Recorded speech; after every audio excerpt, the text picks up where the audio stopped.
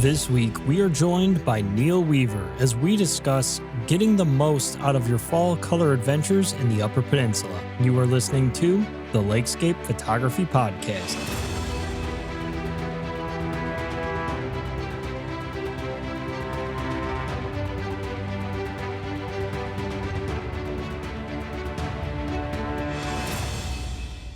Welcome to episode 25 of the LAKESCAPE Photography Podcast with your host, Nicholas Albert. This week, we are joined by Michigan landscape photographer Neil Weaver.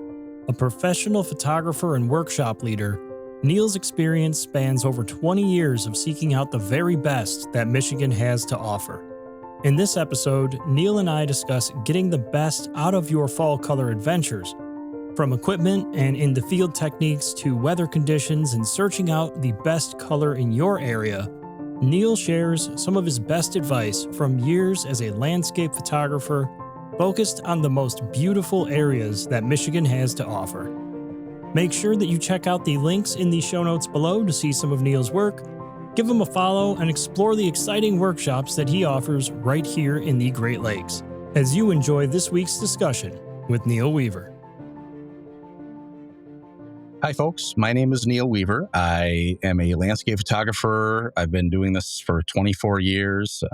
Started with film back in the day, and I was a college student at the time, just trying to, shoot a roll here and there. And I just love photographing the state of Michigan. It goes back to my childhood, seeing different places and being along the lakeshore. And, that is what kind of gave me that excitement for landscape photography. So, I've been traveling around the state of Michigan. I love the UP. I grew up in the eastern Upper Peninsula. So, I've always just, felt drawn back to getting past the Mackinac Bridge. I like shooting, lakeshore, stuff in the woods, waterfalls, lighthouses. We've got a lot of good lighthouses, of course. So, just really, really enjoy it. And it's just a passion of mine that I've really, it just, to me, I never get tired of it. Yeah, it's a beautiful place. And your work has always been outstanding. You've got some of the best photos I've seen from Michigan. And you actually have a connection to actually quite a few people that have been on the show here with doing workshops with Aubrietta Hope and shooting with Craig Sturkin. Our guest just a few episodes ago, Keith Blasky, actually mentioned he had participated in one of your workshops and had a really great time. So it's really cool to kind of have it all come full circle and that you're joining us for another episode talking about seasons. Your initial episode back in January, we talked about winter, and now we're talking about fall, which maybe it's just me, but it's my personal favorite time of the year to be a photographer. Yeah, I love fall too. To me, there's something special about it, not just because of, what you get to see out there and what you get to photograph, but also because that a lot of your fellow photographers are out there too, doing the same thing as you. And it's always enjoyable just to run into you or any one of many photographers that I've known or met over the years. It's just fun to run into each other up there in different places and, have lunch or whatever. It's just, that's half the fun, right? Is the camaraderie. So. Yeah. Yep. It's how we met. I think it was 22, something like that, 22, 23, when my wife and I had met Aubrietta at the Overlook, and then we actually ran into each other at the Overlook again in fall. And we were just sitting there talking, hanging out. And then I remember you came down the walkway there, and I was like, hey, look, we're meeting new people. And I agree. It's just hanging out with people. It's exploring, it's seeing the transformation in the landscape. It's just, I don't know. I feel like it's the best part, or I should say the best time of the year for all things photography. Absolutely. It's magical. And it's fun too, because, every trip that you take and every year you do it, it's different, right? The color might be running earlier or later, or certain parts are, looking a certain way. And it's unpredictable.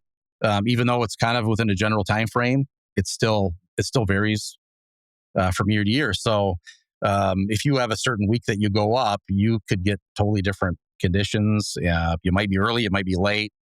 Also, it varies throughout the northern Michigan and the UP. So the progression of color is different. So that again, it's just something where you can chase the color, or you can just find a place that you love and shoot it as it is, whether it's early or peak or late, whatever. But just you know, making photos however you want, depending on the conditions you're given. So, Oh yeah. Yeah, it all really kind of starts at, what you're looking for, and, don't get your expectations too high, but, just go there, enjoy it, take what you get, and enjoy that changing of the seasons.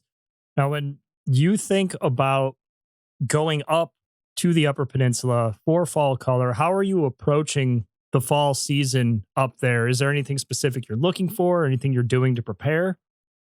so I think planning is should go into it to a certain extent. Um, and I remember mentioning this in the last podcast that we did together. Is I just try to keep my expectations low or somewhat reasonable.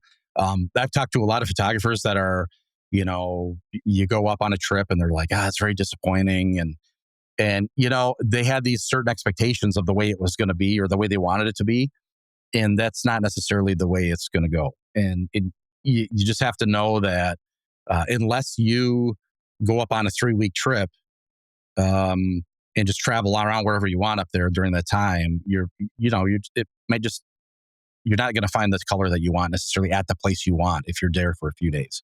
So it's just a matter of being flexible. If you're trying to find fall color or peak fall color, keep an eye on the conditions. I mean, you had Uper Steve on. His site is great. I mean, he gives updates regularly, and I trust him more than anybody. There's a lot of those maps that you'll see on the internet, and they're so generic, and they come out like in August and start showing maps and you can just look at it and say, those aren't accurate. That's not the way the fall color progresses up there. It starts in the highlands and inland and it moves to the lake, I really recommend looking at his report, because you're getting a guy who's out there a lot, and he sees it, and he is in tune with it, and he lives there. So he knows what's going on. But if you just have a trip that you have a certain date that you have to go, and you have to be back on a certain day, and it's kind of rigid.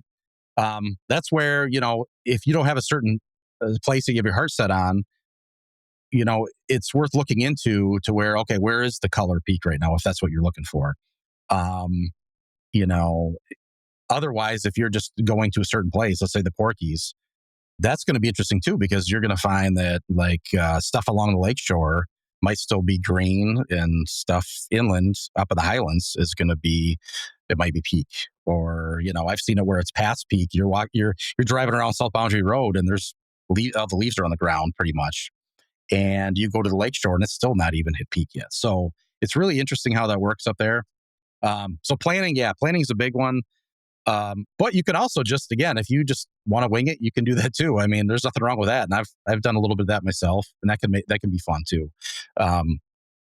Also, if you're going up there, I mean, I think that, um, you know, using your polarizer is a pretty big thing when you're dealing with fall color, um, because it'll kind of enrich the color in your images by taking the glare, the reflections off the leaves, and I use that a lot for my waterfall shots as well, trying to give you that separation between the white water and the rest of the water there, just to give yourself a little more contrast. But so having polarizer is really important, I think. And it doesn't mean that you have to just spin it all the way. I mean, sometimes I think reflections are really good on things, but there's also times where it almost is too much, to where you need to cut it down a little bit. Another thing is, when you are out there, like using the range of focal lengths that you've got in your camera bag. So you might have the grand landscapes, like the overlooks, where you're shooting wider, or you might be wanting something where you're shooting more intimate type shots or abstracts like that. You might be isolating certain pockets of color, because you'll go to a certain place and it's beautiful, but you'll find that maybe only some areas have a lot of color and some are still not very colorful. So just kind of isolating that area, maybe a certain group of trees or whatever it is. So those are a couple things that I like doing when I'm headed up there. Just make sure I have the right gear, and using my focal lengths to capture all kinds of different scenes. Yeah, I mean, that's excellent advice. I always have a circular polarizer on myself, and I always like to carry all my different focal lengths with me because you never know what's going to happen. To your point, where you don't know if you're going to hit peak, you don't know if you're going to be early or late season. There's so many variables, and there's just so many different things that the time you don't bring everything is the time you're going to need the one thing you left behind. At least in my experience, I've had this happen to me a few times. Now, in that fall color window, which is your favorite, or which do you prefer as far as like early, peak, or late color? Which do you feel is most powerful? I think most would agree that peak, it's kind of hard to ignore that, and go against that. But I also enjoy when, I think certain places work really well for just past peak. Like the waterfalls often look incredible with fallen leaves all over it. And, that's some of my favorite shooting, is when you get all these fallen leaves all over the rocks and everything, just framing this waterfall in fall color, where, now you're composing your shot a little differently because maybe you're not including the trees above it. And, as you know, a lot of waterfalls that we have here in Michigan, like, they don't always have the best color around them. There's might be a lot of evergreens, cedars, and things like that, where you just don't have that backdrop of like really good fall color. Most of them don't. So there, maybe those trees are around, they're just not right behind the waterfall in your frame. But when they're falling from around you and above, that can look really nice. And sometimes I prefer that more than peak. So, but yeah, you can't really go wrong. I feel like, if I'm up there early or if I'm up there late or even at peak, I just try to use what I've got to my advantage and enjoy it for what it is. You could say, well, sometimes my schedule's kind of rigid where I can get up there in certain dates and maybe it's early. Well, I can still find fall color, going back roads, figuring out where to look. I mean, again, there's knowing that the lakeshore is later than the higher elevations inland. That's a factor, and that's maybe I should go start looking in there. There's a lot of back roads that you can look for fall color, and they're not always going to be like these overlooks or these breathtaking views, but you can get some really nice photos of just a group of trees if they're arranged nicely and spaced nicely, something like that. Or again, shooting tighter scenes. But yeah, I think any of those things, I just enjoy it, whatever it is. Yeah.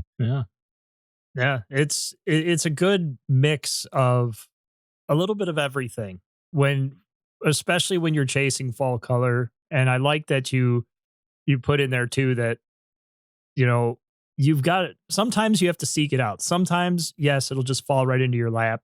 And other times you have to go out there, you have to drive around, you have to look and try to find it. But those nicely arranged trees, the fallen leaves on waterfalls, just sometimes those lead to the best adventures, at least in my experience. We were just talking right before the episode about how back in June, I got biffed by the wildfire smoke and I was just angry. And I was like, this stinks. I've been looking forward to this all year. So I started driving to new places and I found some cool stuff. And, Neil, you mentioned that this has happened with you as well, where sometimes you just got to have an adventure and shake things up.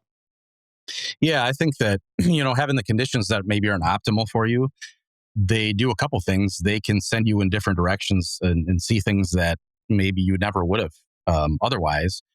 But also, I think that it will cause you, hopefully cause people to kind of maybe think outside the box a little bit of what they normally shoot and begin looking a little deeper. And, for an example, I think last fall I was up in the UP and I was driving through the Lance area, and I was up by Quartzsite Falls, and it was, as soon as I got up there, of course, the clouds just disappeared.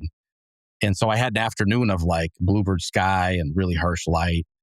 And, it wasn't exactly what I wanted. And it was a little disappointing in a way, but in another sense, I wasn't just going to drive away from that. So I went looking for shaded areas, tried to look for rocks with fallen leaves on. And the nice thing is, you think again, when you've got the bright sun hitting colorful leaves above you, what's that going to do to the water? That's going to give you reflections. So you can use certain conditions in different ways that maybe you normally wouldn't, but just whatever you're given, you try to work with. And sometimes it works, sometimes it doesn't. But I really enjoyed myself that day shooting. And, I got some shots of just rocks with leaves on them, kind of stuck onto them, and reflections in the water. You had a little blue sky in it, and then you had the colors of the trees, the fall foliage along with it. And it just made for a nice little image. So, things like that can really turn into something good. I'm really happy that you brought up like the in the field techniques part of the approach, because a couple of my questions were actually going to be about that. But when you mentioned the shadows, it's something that I've been telling myself all year, because we had a conversation last year and I mentioned, sometimes I really struggle on those bluebird sky days. You look around, you're like, what do I shoot? And you had mentioned work the shadows, lean into the shadows. And it's been something that I've been telling myself all year, actually, is lean into the shadows, work what's in the shadows, look what's in there. And, like you said, a rock, some fallen leaves, some ripples in the water. I found some pretty cool stuff this year by just reminding myself of that. Like, hey, yeah, sun's blazing above, bluebird sky, whatever. It's not ideal, but there's still opportunity. And it's applicable in any season, really. But I feel like, as you mentioned, those colorful reflections from the trees in that water, you can come away with some really cool stuff. Absolutely. Yeah. And again, it's just, and what makes it fun to me too is it's something that I don't normally, those conditions I'm not normally shooting in any other time of the year. You're not going to shoot in that bright afternoon sun, but here I am. I drove a long way. I'm up here on a trip. I'm living out of my car most of the time. And I'm visiting this beautiful spot. And yeah, it's not doing what you want it to do necessarily, but it doesn't mean that you can't come away happy with something. And even if you don't get this amazing shot or something, I'm not saying that mine was over the top amazing or anything, but again, it's just a nice image. And even if you don't get that, it's the experience and the learning. And that's the beautiful thing about photography is the learning never stops. There's always these situations that you can, learn to be better with. And that's where I feel like, getting less than optimal light for me has done a lot for me this past few years, especially because I feel like I've been snubbed so many times with conditions that, for sunrises or for sunsets, just it doesn't do what you want it to do, right? You just don't get those great, that great light that you're hoping for very often. And so it kind of forces you to start looking for other things. Since that really obvious thing isn't right there, which is, a wide shot of maybe the sky with your foreground, maybe you start looking at something a little bit deeper, and sometimes it works out, sometimes it doesn't, but it's fun and it's a good learning experience. Yeah, it ties into, a couple of things you've touched on where, you cycle focal lengths, or, if you're dealing with those harsh reflections, you're putting a polarizer on. When you've got harsh light, that's where backlit leaves can be great, right? So when you're shooting in the morning or evening, that lower light, the golden hours there, side lit or front lit trees are kind of usually going to work out better for you. And then when you're shooting in those daytime hours where it's a bit brighter, like fall foliage, like shooting through the leaves with that sun behind it, just making it glow, you can get some really neat shots that way too. So again, you're not wasting your time out there in the afternoon. You can still have a lot of fun. You can learn a lot, and you can get some great photos still, regardless of of the light. And that's the one time a year where I feel like afternoon sunlight can still work for you, pretty well. I mean, it's not like it's great, but there can be some shots to be had. In any other time of the year, it's a lot harder. But I just feel like that's the time where you can still do some things. That's something that I too love about fall is no matter what the lighting conditions are, you can really lean into different approaches and different techniques to really bring out a scene or tell a story regardless of the conditions. And you touched on that harsh light piece where, I wouldn't say it's what we're trying to avoid, but it definitely it presents challenges. Now, overcast light, when you're shooting, I mean, we all know Upper Peninsula, the Great Lakes region, really as a whole, it's probably going to be overcast for at least a portion of your stay or raining. We know how Lake Superior likes to just throw curveballs. When you're working with those overcast and rainy conditions, how are you pivoting at that point? So yeah, I'm looking at forest scenes and waterfalls with that, with overcast or rainy day. I mean, the light's real nice and even, and you're not getting real harsh shadows or highlights.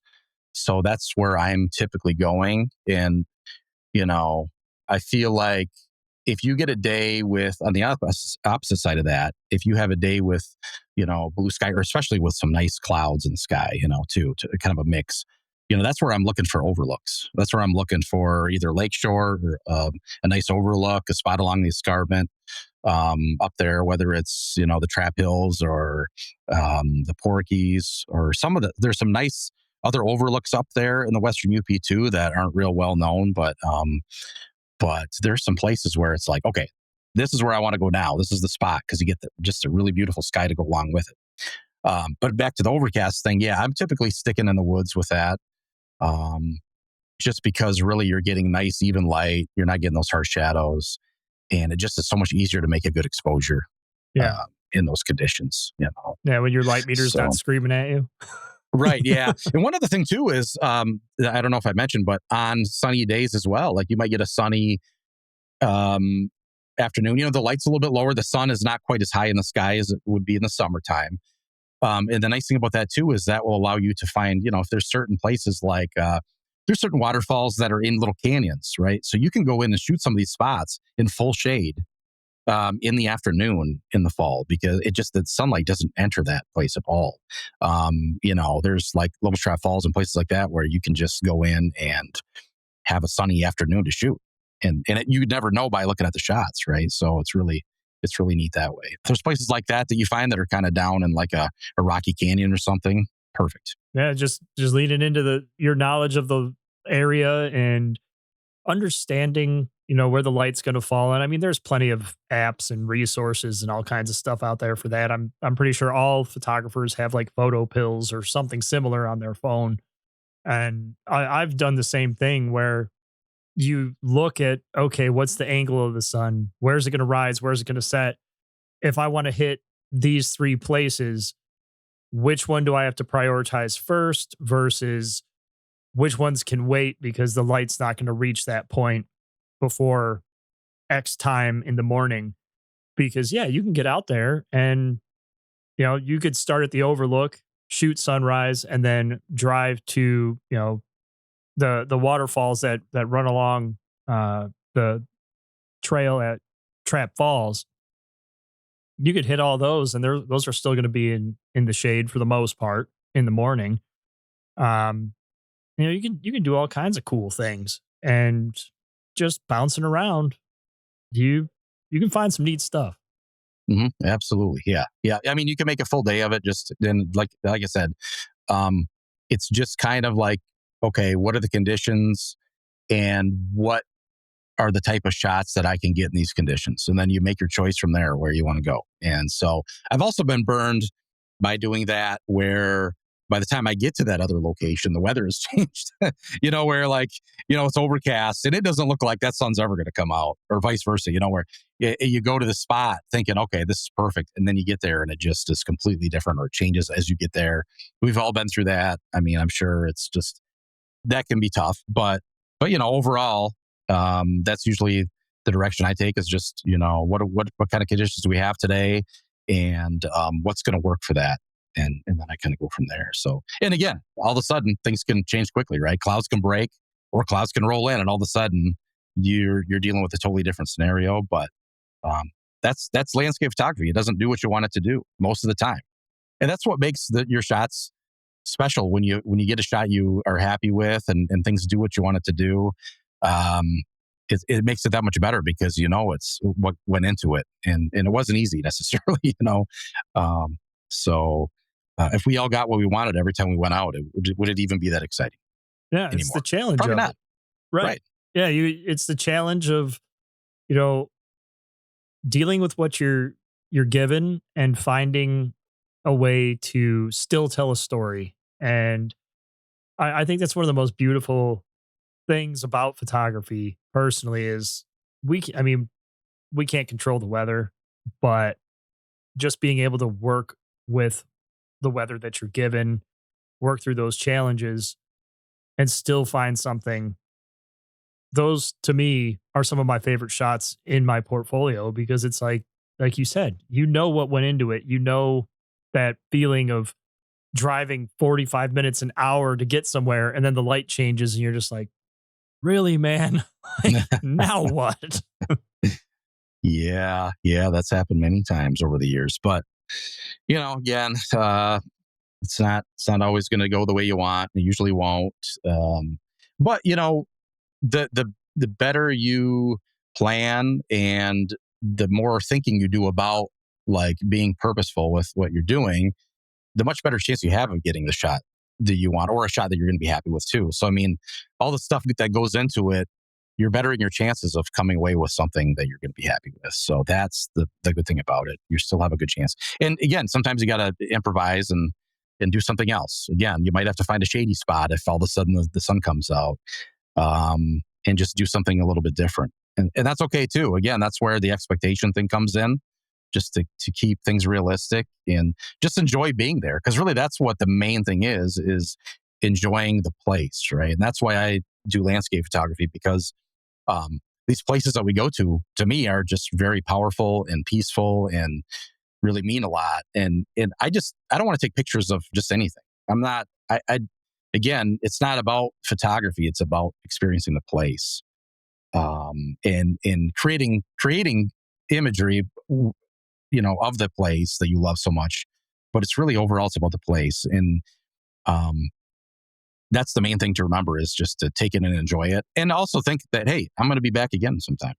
If you don't get your shot, it gives you a great reason to come back again and do it all over. And that's actually a really good motivator for me sometimes. It's like, if the light doesn't work out, it's like, hey, I'll just come back. I'll be back next year.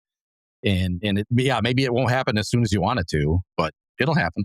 Oh yeah. So Yeah, it's patience and the experience. And I'm really happy that you brought that up, because we've kind of touched on it in a couple different ways throughout the episode so far. But earlier we talked about how great it is to experience changing of the seasons and run into people, have those interactions, go exploring. You want to really convey that in your images of the story, the adventure, the remoteness of something you may have found just getting off the beaten path. Maybe you drove down a random dirt road and you found this beautiful tree just all by itself, perfect color, great light. You have that story to share. That photo will always represent that for you. And I really like that you brought the experience piece into that, because there's so many parts of the experience that are influencing what you're doing that really define the photos that you're taking. absolutely, yeah.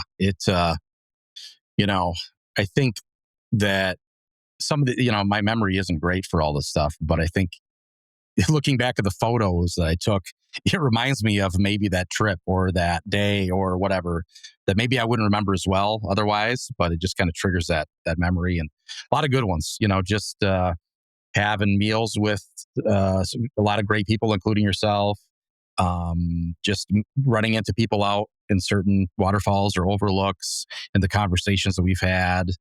And it's just it's special, man. It's awesome. It's exciting every time you get this feeling as you're driving up, and because you don't know what's in front of you, like the thoughts of like what could be, right? And that's the fun thing about it. It's not just about the landscape in the fall. It's about who you might run into or who you might meet. And yeah, I've always enjoyed it, and I don't think that's gone away at all since I started. Yeah. So Same here. It's like the whole drive up, and I know your drive is actually surprisingly longer than my drive. I thought that 7 hours was a long time, but I know you're driving like 9.5 hours to get there. So you have all this time to think, and just one thing that I always find myself asking myself or thinking about, I guess I should say, is I'm coming here with empty memory cards.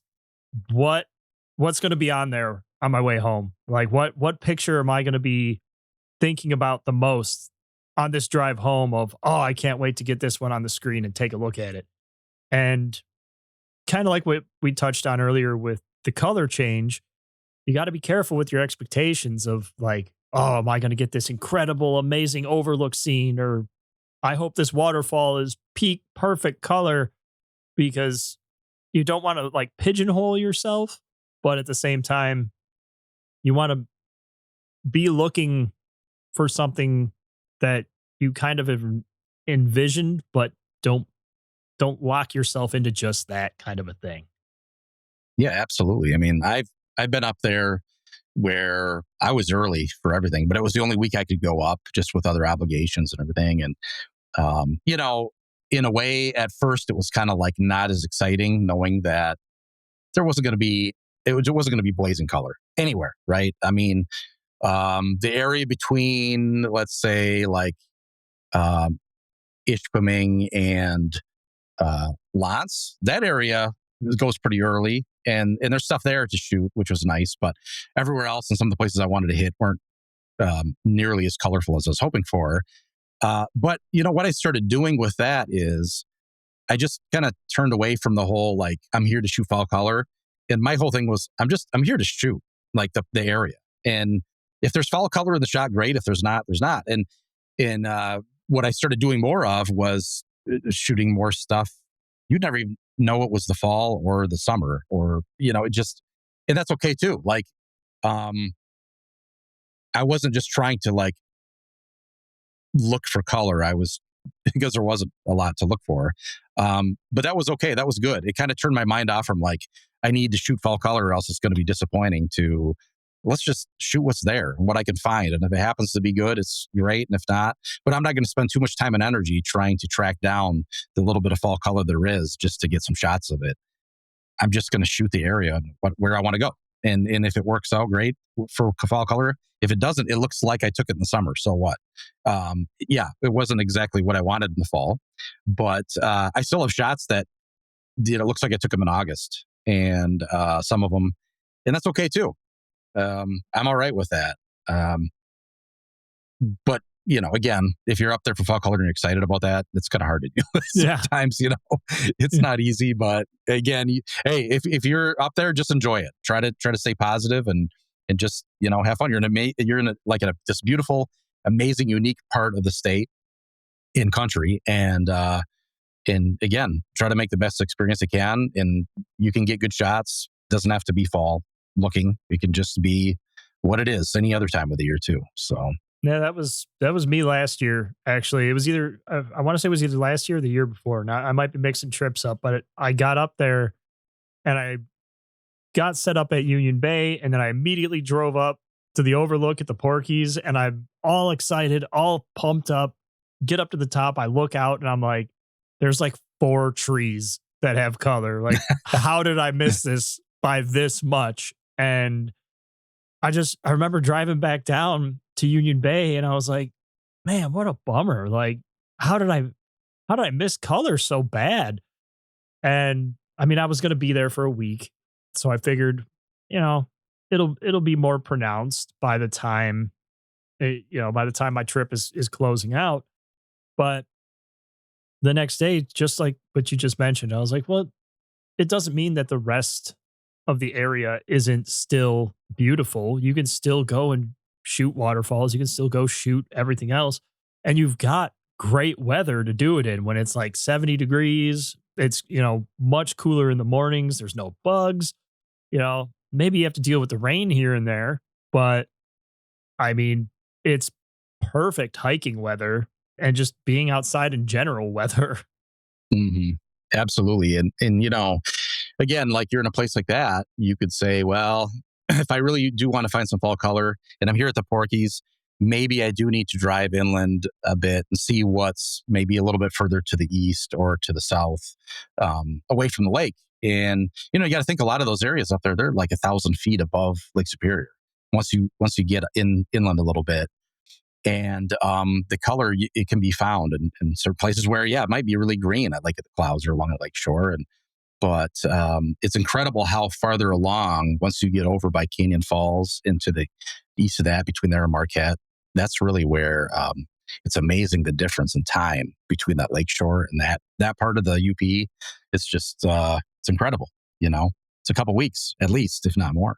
It's interesting because I've had trips where I've gone up there and it's been like several days of just like bluebird skies, and that can, again, sun is nice, but then there's too many days of that. And then I've been on trips where it was overcast the entire time and you barely see any sunlight at all. No sunsets, sunrises, barely any of that. And then I've been up there. Shoot, I remember where we were up at the Porkies. I want to say Aubrietta was there. Craig was there. I think Heather Kenwood was up there too. And it rained for 3 or 4 days straight. I mean, from morning till night. And that can break you pretty easily. Yes. When you're 2 days in of that and you're away from home and you're away from family and it's really, and you don't have a nice dry hotel room to stay in. You're camping or camping in your car or whatever. It's hard. And it can easily kill your spirit a bit. But that's where having people around, like good friends of yours, and the camaraderie is huge. It's like a support system. Yes. I think it's what really got me through it, and to still have fun and enjoy it. So, again, fall can throw a lot of things at you, and it's unpredictable, but it can be so. It's a blast. I just love it. I agree entirely, and it's the challenge, it's the beauty, it's the time spent in nature and just watching that transformation. The thing that I always look forward to is just getting out up on like Cloud Peak or even the Overlook, really anywhere, and you're anticipating that sunrise. You're up there waiting for it. That nice cool breeze is blowing through the valley. It's ruffling your clothes or your hood or whatever, and it's just that feeling of I'm here, I'm back. It's another opportunity, another year, and this is fantastic. It's just the experience of being present and enjoying that makes it all worth it. Even if it is raining a lot, which it tends to do in the UP in October. Yeah, it's awesome. There's nothing like it. And something about a fall morning shooting a sunrise. And it's, the air is cool and something about it. It's just, there's nothing else like it any other time of the year. I just really enjoy it. And I wish it would last longer each year it goes by so quickly. And, but the good thing is that, again, like we were talking about earlier, if you want fall to last, you can make it last pretty long in Michigan, right? You've got the early stuff, in the far west and inland, and then it moves on out, and then you got Pictured Rocks, the eastern UP that way, and then you've got northern lower like Sleeping Bear that comes a lot later. Shoot, that can come right towards the end of October. So I mean, you can really make it last for several weeks, just by knowing where to go and keeping track of following where the colors peak, and how it's progressing throughout the state. You can stretch it out. You really can. So that's the beauty of it. I mean, it's, if you have the time and to get there to a place, you can keep shooting fall colors for quite a while. Yep. So That's what I pretty like neat. to do. I like to start in the Upper Peninsula and then kind of work down as October progresses. I'll start the beginning of October in the Upper Peninsula, and then toward middle of October, we usually do a family trip to like the Dells area, so the little ones can stay busy and have fun. And I'll sneak out a couple mornings to try and grab a shot somewhere, and then by the end of October, beginning of November, it's reaching Illinois, Indiana, and you can kind of just move with it if you have the time and make the best of it. I mean, to your point, I also wish it lasted much longer, but we take what we can get. Absolutely, yeah. Another thing too that I've experienced a couple times, not as many as I'd like, but I've had a couple times, and I know some of my friends, and I don't know if you have yet, but when you're up on a fall trip and the color is really good, and then it snows and it's stuck to the trees with that fall color, that is like, oh, it's just gorgeous. And it hasn't happened to me enough times, but it's so fun to shoot that stuff. That was actually my very first trip there when I was, this was years ago now, but I remember I was on the side of the highway with, I think it was my 200 to 500. I don't even know. It was a telephoto lens, and I was trying to shoot across this lake to get this snow on these trees, and it was just full color. And I really should share one of the shots, but Yeah, they were absolutely. they were a little out of focus. I was younger. I was still learning photography and whatever. And I missed focus on a few of them, and the other ones I was just looking at the compositions. I was like, I don't really know what I was trying to do here, other than like just take a picture. But it's only for me personally, that was the only time that has ever happened where we got a little bit of snow, and it was just beautiful. It was like it couldn't get better. Yeah, it's awesome. And what I've had happen to me, unfortunately, I haven't been in the best locations. Like I was, got up and was driving, and then it happened, and I wasn't anywhere near like a place where I could just pull up, go and shoot like a certain waterfall or something. So I'm just shooting like the trees on the side of the road, whatever I can find. But even that is nice if you could just find a good composition. And also, a lot of times that stuff, you're on the clock, right? It might have fallen and it's on the trees for the time being. How long is it going to last? So sometimes you don't have a lot of time to go to somewhere and find something. You just have to like look what's nearby, because the sun gets up a little higher if it comes out, or it just warms up a little bit. It could all be gone in no time, and you just missed your opportunity. So Yeah, it's got to be you've got to be ready for early mornings. And that is one thing that I really like about fall specifically is the sun is setting at like 7:30, sun's rising at like 8 in the morning. You can you can still get a full night's rest and not feel like a zombie every morning trying to be like, okay, I'm back for sunrise, even though I only slept for 2 hours. yeah, it's great. It is kind of nice. You're rested, and you can put in a full day. Again, like the sun, if it's a little lower in the sky, so even if it's out, you can still do some things sometimes with it in the afternoons. And it's just, you can get a full day of shooting in if you find the right stuff, or be a little strategic about it. Um, it's just there's something about it. Again, it's special, it's magical. Now I'm getting really excited just talking about it for this to happen. I mean, I don't want summer to be over. It's been a great summer, but at the same time, the nice thing is when it is over, there's the next thing, right? The fall is just a great time of the year. And yeah, hopefully again this year, every trip that I've been going on, I like to visit places that I've maybe been to that maybe I'd like to reshoot. And I also like to try to at least have a couple places that I haven't been to before, and explore and see what's there. And I'm not even talking like waterfalls that are marked off, that people, that's in a book or something. I'm just talking about like maybe certain spots that I found on Google Maps along the lakeshore that look interesting with like certain rock features or things like that. Maybe an escarpment somewhere up in the hills in the Western UP that might be a good shot. You don't know. You've never seen a picture of it. Or maybe you've seen an old shot from the internet from like 1999 or something that's so grainy, but you think there might be something there. It's just fun to look.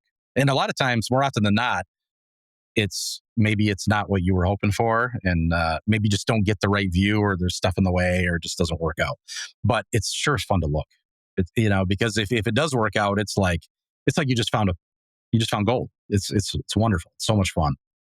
So it's you're doing a little bit of treasure hunting, and I really enjoy that. So, and that that can also get me in some trouble sometimes, where I go down some roads where I'm like, okay, am I going to get back out of here?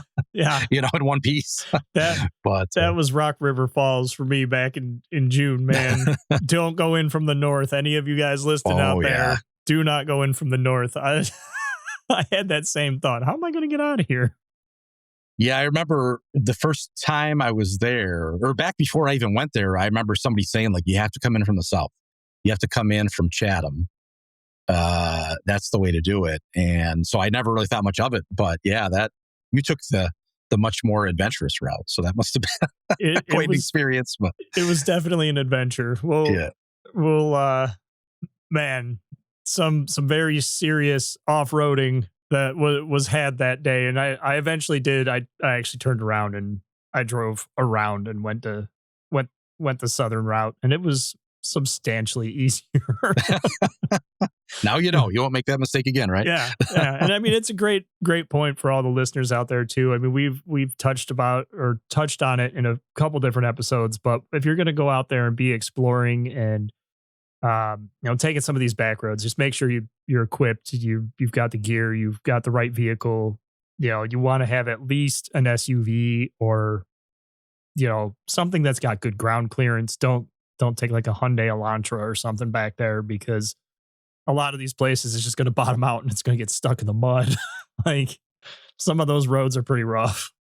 Yeah. I mean, I know from experience, because I was, Craig Sturkin and I were up in the Keweenaw driving on some back roads, and I don't even know if you call them roads. No, they were roads, but they were just really rough in some places. And I came back. We both came back. We went out one afternoon. We shot the sunset. We camped out there, and then the next day we were coming back and went back through those roads again. And I mean, you're driving through water where it's like coming up on your hood. It's wild, And we were going to eat breakfast at a place in Copper Harbor, and we get out and Craig's like, "Oh, you're missing something." And look down, and the whole molding on the front end of my vehicle, like around the bumper, was like gone. And, oh no. And there was a guy there, and he goes, "Is you going to go back and look for it?" And I'm like, I mean, I don't want to lose more parts, right? And, and it's probably in like 2 feet of water in one of those big holes out there. So I did not go looking for it. That would have been fruitless thing, I think. But yeah, I mean, that's something that can easily happen, and it could have been worse. So I feel like I came away pretty good considering. Yeah. So yeah, I mean, it can be treacherous for sure. Yeah, and in the fall with all the rain that typically the UP gets in the fall, and it hasn't always been that way. I think I'm trying to remember if last year it was pretty dry up there. Kind of. I want to say, yeah. I think it was last fall or the fall before that, one or the other. But if you're getting a lot of rain, like in that season, those roads, they're just going to fill up with water and get way more, the holes filled and mucky, and you don't really know how deep those holes are that you're driving through. And so there's a risk involved. So be careful going out with that stuff, because especially if you don't have a high clearance vehicle, you could be stranded. And I would imagine the towing bill would be quite massive in some of these locations. So, so if it's hard for you to get down there, imagine how hard it is for the tow truck to get down there to come get you. Right. So, but yeah, it's just a wonderful time. And again, if that's one thing I like about, like, for me, I don't normally set up a tent or camp or stay anywhere. I like things to be fluid. So I sleep in my vehicle almost all the time. Because I like to just be able to get up and go wherever I want when I want, and I don't have anything keeping me down in one spot. So if I need to move to another part of the UP where the color is better, I can just do that. I don't like, well, I'm stuck here because I have reservations here or my tent set up here or whatever. No, I can just go, and that's my home there for the time being. So that's really nice to be able to do that too. It's a tight squeeze, but it works. And yeah, I don't think I'd really change it for anything. You get to a point where you get it all comfy in there and you've got a system that works for you, and you just go with it. So Yep. Yep. That's the best part. That's the best part about it, is just having that freedom to just say, you know what?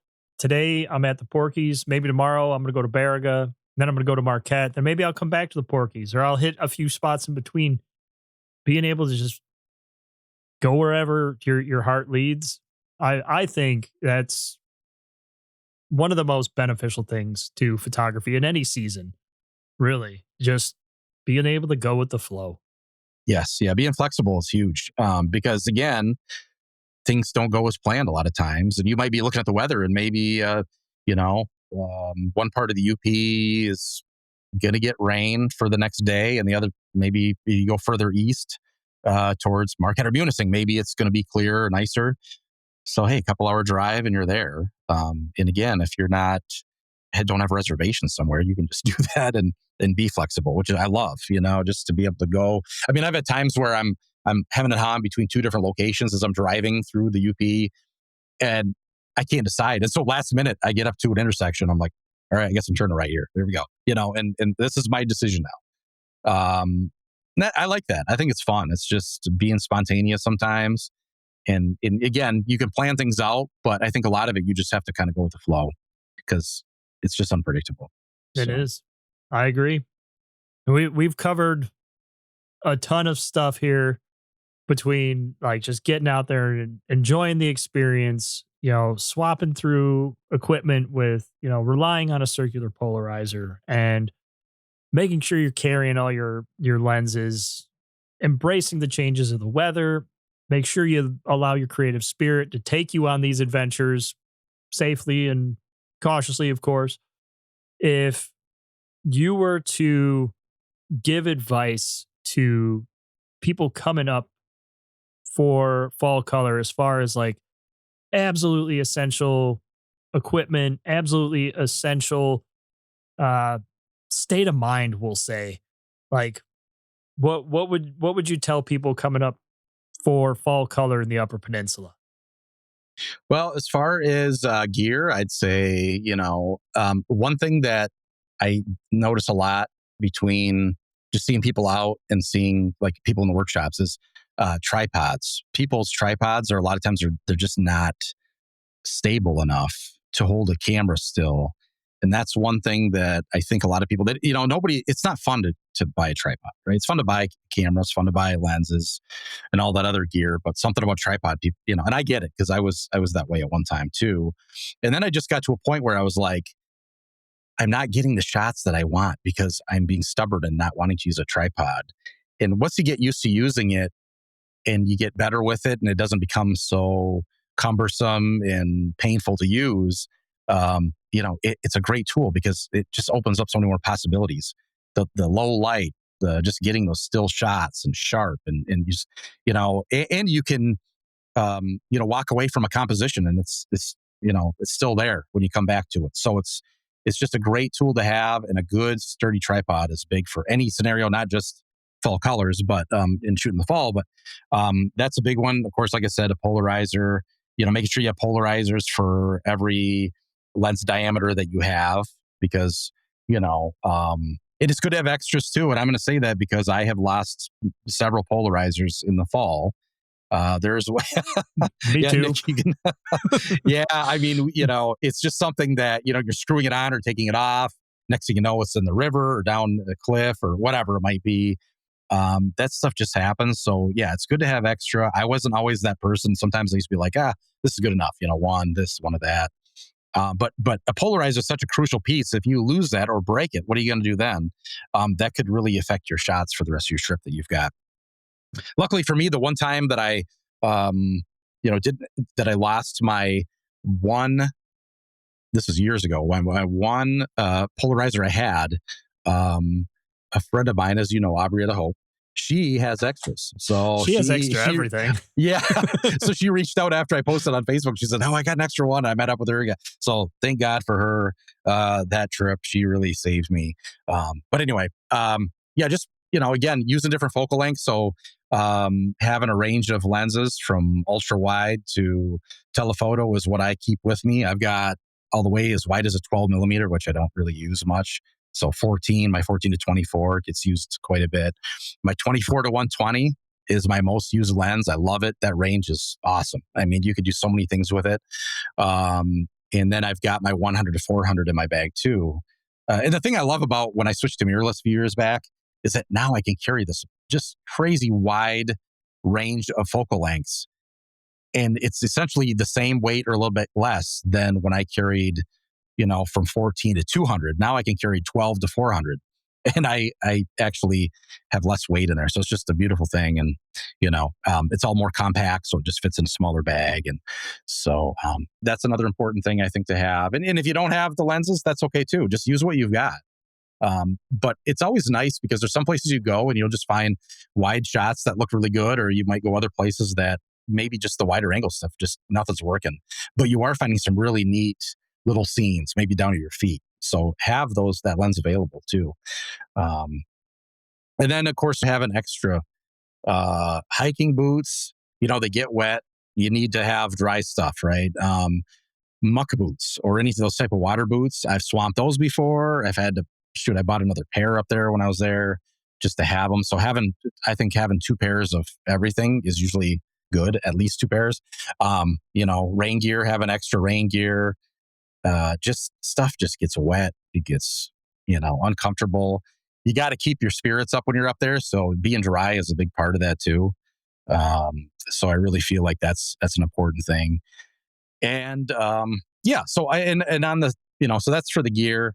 But I think as far as your mindset goes, again, keeping your expectations reasonable. It's not always going to be the way you want it to be, but just enjoy your experience. You can still have so much fun no matter what, even if the color's way before peak or way past peak. If you want to find color, there's certain pockets of color in different places up there. Even if you're early, there might be that possibility. So keep that in mind.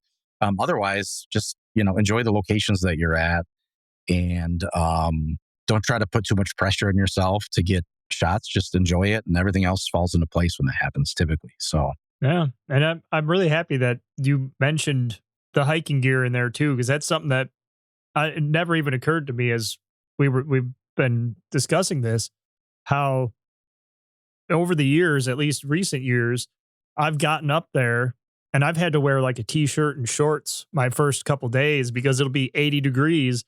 And then you fast forward 3 more days, it's in the 50s and it's getting down into like the 30s at night. And you're like, whoa, I need to come prepared for hot and cold and kind of everything in that fall window, because things can just fluctuate all over the place. oh yeah, it can feel like summer, it can feel like winter, and like you said, everything in between. So yeah, you have to pack a lot of stuff. I mean, if you got the room, do it. And I always figure, like, if I don't use it, fine. And yeah, it's more work, more to pack, more to unpack afterwards. But man, when you're up on your own somewhere, at least you've got the stuff in case it happens. And the other thing too with that is that being comfortable and being well rested is such a huge part of photography as well. Like when you are trying to be, creative, and you're out there trying to find compositions and work through these scenes and work the spot. If you're not in good spirits, if you're feeling, really tired or just beat down from, what the weather's been doing to you or whatever it is, several days of rain, whatever it could be, it's going to affect your images. You're not going to have the patience. You're not going to be as happy. You're not going to enjoy it as much. And again, when you're not in the right mindset, at least for me, it affects what I'm doing. I might give up sooner on something. I might not see something that's right in front of me because of my mood or my mindset too. So, I mean, that all goes into it as well. It's not just, I have a camera, so I'm going to get the shot. you have to have the right mindset. And again, your environment and the way you're feeling really affects it. It does. Yep.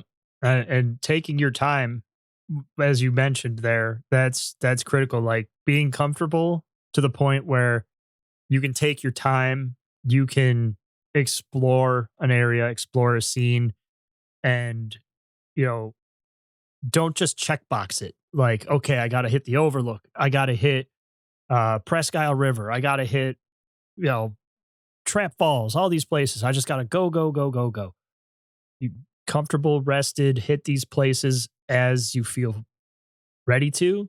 You're going to start coming away with those unique shots that we're all looking for.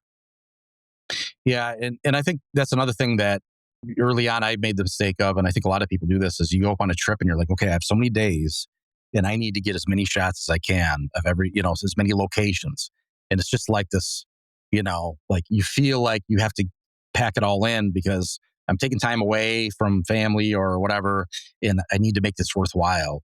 And that can be a trap too, because again, if you're just trying to accumulate images like that, it's just not going to work. It's just, you have to enjoy it. You have to take your time. And like for me, like if I have a day while I'm up there and I'm driving to a location and maybe I don't feel as inspired that day, sometimes I'll just either put on certain music that just works for me and gets me in that mindset. And I have a soundtrack that I listen to every fall. I listen to certain songs on Spotify that like makes me feel like, okay, I'm back. This is fall. Here we go. Let's do this. It just, I don't know, something about it. It just brings me back to that mindset. Also, good podcast gets me pumped up, right? I listen, your podcast, I'll throw that on, or Matt Payne's podcast. There's a bunch of different good ones, but it gets me like in that mindset of like, okay, now I'm excited to get out here. I'm inspired. Just hearing people talking about it can get me, ready to go. And sometimes you need a little push, especially if the conditions aren't the way you feel like you want them to be. Sometimes some of those extra things can help. At least for me, I don't know. Yeah, But no, I'm the same way, and I'm happy that you mentioned on Spotify. I've got like 4 different playlists for like all kinds of different things, but one is my fall playlist that I only listen to at on my drive up, during, and on my way back home, because it just gets you in that mindset, that mood. And it's actually kind of funny because like my fall one's got like Gordon Lightfoot and the classics, and then yeah, my spring one's like ZZ Top and like all these. It's just it's just total. different. Yeah, it's just total different. Of like, hey, I'm coming out of winter and I'm ready to go, and now it's like, all right, season's coming to a close. I wanna reflect. I wanna feel my experiences of this year and just translate all that into my fall color images and close it out strong. Yeah, absolutely. It's a blast. And every day is different, what you're given, the weather and the things you run into and things you see and the people you might run into. And that's all part of the excitement is, when you're driving to the UP or Northern Lower, whatever, wherever you're going, it's that the possibilities of like, who am I going to see? Who am I going to run into? Who am I going to meet for the first time? I've met so many great people and great photographers on these trips, and the things that the light that you get in the fall, sometimes the conditions, sometimes you're at a place and you're just like, oh my gosh, this is amazing. Like you just want to share that with the world because you're in this amazing place at this moment. And the light's incredible. And it's jaw dropping. And you just feel like the luckiest person alive at that moment. Very Yep. cool. And So, that's the beauty of the UP summed up in that sentence right there. yeah. And again, that's the UP. There's something about it that just, there's a lot of beautiful places in the world and in the US. But to me, something about the UP, it's like, this is home. And you're at a part of your home. It just feels better. It just feels different. It's like, this is where I was meant to be. Yeah. That connection. Sticking in the Midwest, that connection. Yeah, absolutely. Yeah. So, and we're not just flyover states. There's a lot of beautiful things to see out here. And, sharing that experience and that story, that's what it's all about. And it's the beauty of fall. You're just out there to get that experience and share it with others. And it's like I said at the beginning of the episode, it's my favorite time of year to be a photographer, and I'm sure that's shared amongst many. But speaking of sharing, you actually lead a workshop multiple workshops, but one specifically for fall color. For those out there that are listening, go ahead and tell us some about your fall colors workshop and how people can get involved in next year's or even this year's if there's still openings. Yeah, Aubrey and Hope and I, we've got several workshops that we do throughout the year in different parts of the state. But we do have one in October up in the Porkies, and it is October 6th through the 9th this year. And we base it out of Silver City, but we travel to different spots in the Porkies and outside of the Porkies as well. Waterfalls, overlooks, lakeshore stuff. But we basically see some of the most beautiful places in that area for those days, and just have a great time, a lot of laughs.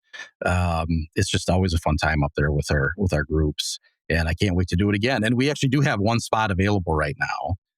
We have one opening at the time of this recording, at least, in that workshop. And on top of that, once fall's over, we get into the wintertime. We do a winter workshop in the Munising area. We do stuff with like some of the ice caves in the area and waterfalls and things like that. And then we do a spring workshop at Pictured Rocks. And the one we have coming up here is actually at Sleeping Bear Dunes, and it's a night sky workshop. So we're doing that here in September. And I can't believe we're already hitting that next month. That's just crazy that the summer is flying by so fast. But that one, we have people waitlisted for that one. We sold out like quite early on that, and that's always the most popular one that we have. So it'd be nice to maybe do a second night sky workshop here coming up at a different place. And we've talked about that too. So who knows? That might be coming down the pipeline here pretty soon as well. So, but if you want to take a look at our workshops, you can go to visionlandscapephotoworkshops.com, and that's pretty long. So you could also go to neilweaverphoto.com and go to my workshops tab, and that'll take you over to that site too. So that's a little simpler, but. Yeah, I'll include the links to all of this that Neil just mentioned here in the show notes. And for people that want to see your work, it's also neilweaverphoto.com and then Neil Weaver Photo on Instagram. Yes. Yep. I'm there. And then I'm on Facebook under Neil Weaver Photography as well. So if you like to follow me, I usually post daily on Facebook, not so regularly on Instagram. I'm trying to do better with that. But No, I highly encourage everybody to get out there, check out Neil's work, take part in some of their workshops. Some of the other guests that have been on the show have been to Neil and Aubrietta's workshops. I've been present for a couple of them just by being same place, right time kind of thing. And I can definitely attest they're excellent teachers. They take you to some pretty cool spots, and you guys will definitely see some exciting stuff out there. So highly recommend it. And Neil, thank you so much for jumping on another episode here and sharing your insight to fall color and just the art, craft, and science of photography and the approach and your insight into all these things. Well, thanks for having me, Nick. I appreciate it. It's a lot of fun.